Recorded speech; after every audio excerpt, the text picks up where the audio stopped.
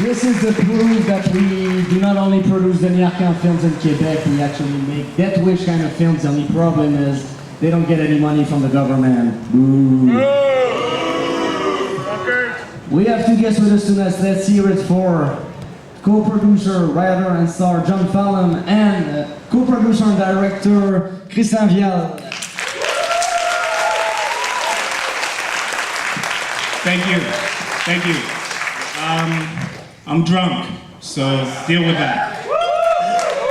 I wanted to say it's really a pleasure that Deaden is finally playing in Montreal because it was shot by Montrealer, edited by Montrealer, produced by two Montrealers, written by a Montrealer, and it's set in fucking Montreal. It's about fucking time!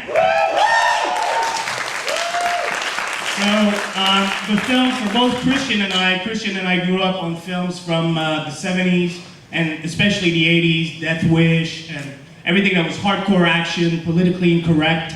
So, being that we live in a time of films made for pussies, we said, you know what?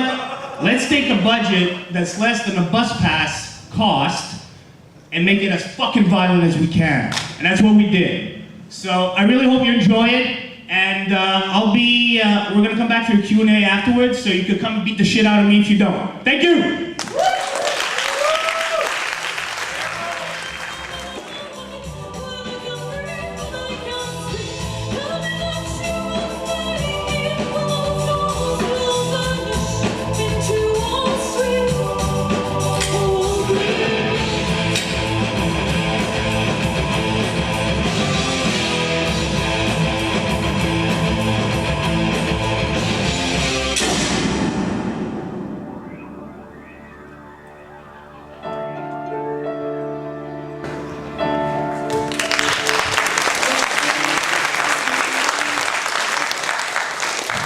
Well, thank you for staying and not throwing tomatoes at us. I appreciate it. Thank you.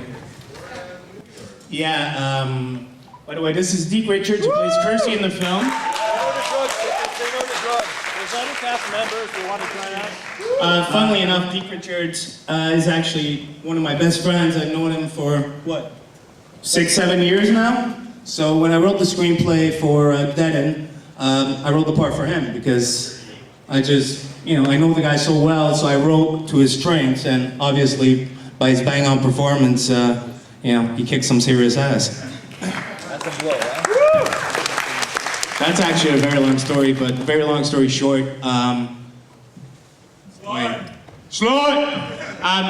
let's just say that I came from a very dysfunctional family, and Sylvester Stallone, Rocky, Rambo, Over the Top, Cobra, whatever, is what I fixated on as a child, as a positive role model. So throughout my childhood, he actually made me want to love films and made me not go to jail.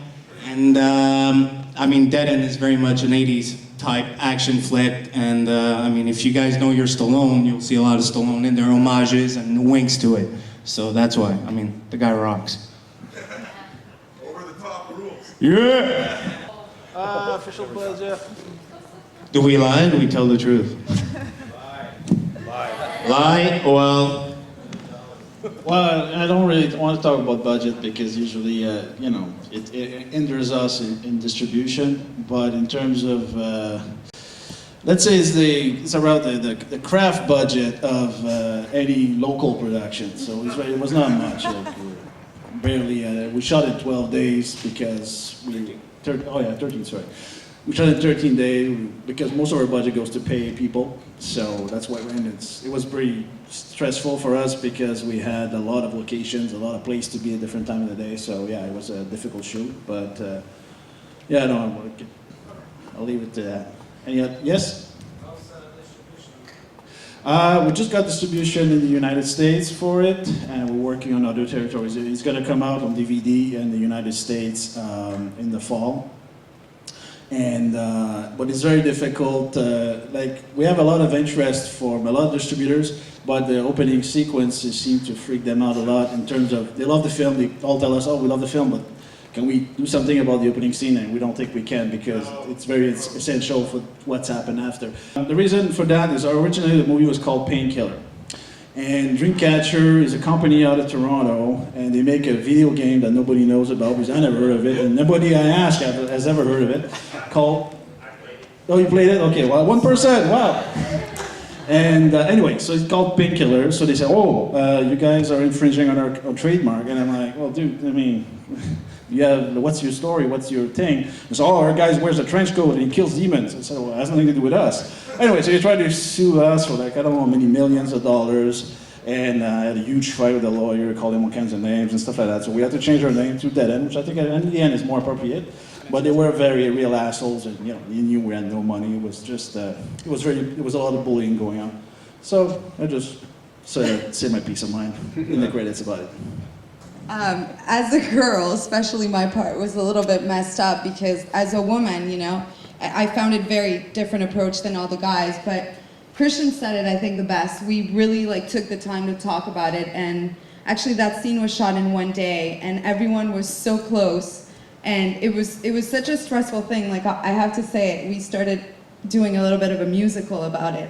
Everyone started losing their heads at a certain point and just started like singing and dancing to lighten up the mood because it is a crazy scene. And the two girls, like me and Anna, were extremely bonded like the whole time. It was just like making sure we were both okay and comfortable with what was going on. And these guys are great. Like they're the I'm sorry, I'm gonna kill the image, but they're like the softest, nicest guys ever. So. That's not true. That's not true.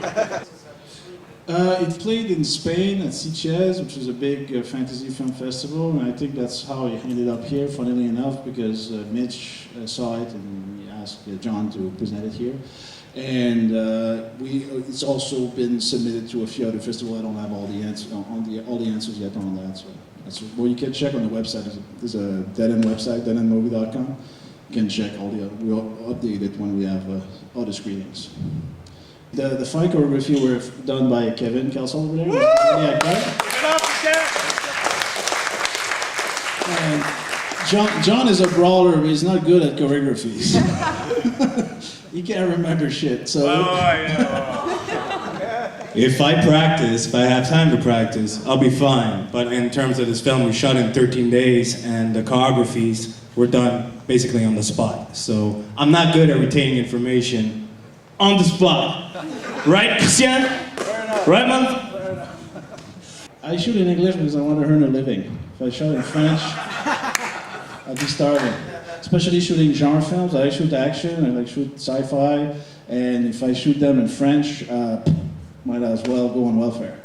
We're the only country that does this, financing culture with taxpayers' money.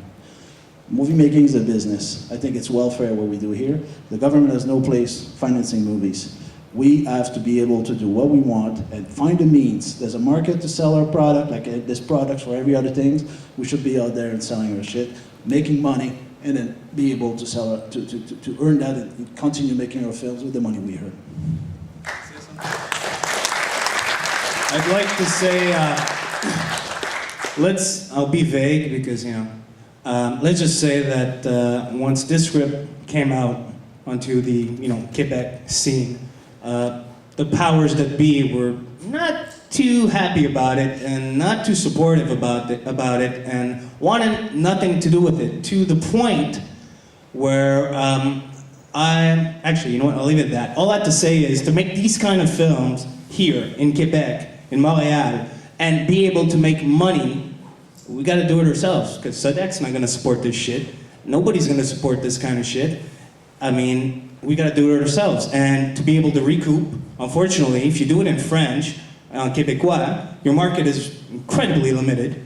The other project is science fiction. We have a series of science fiction film called Recon, and that's doing very successful actually. It's pretty, especially in Asia. I don't know why, but in Asia they love that stuff.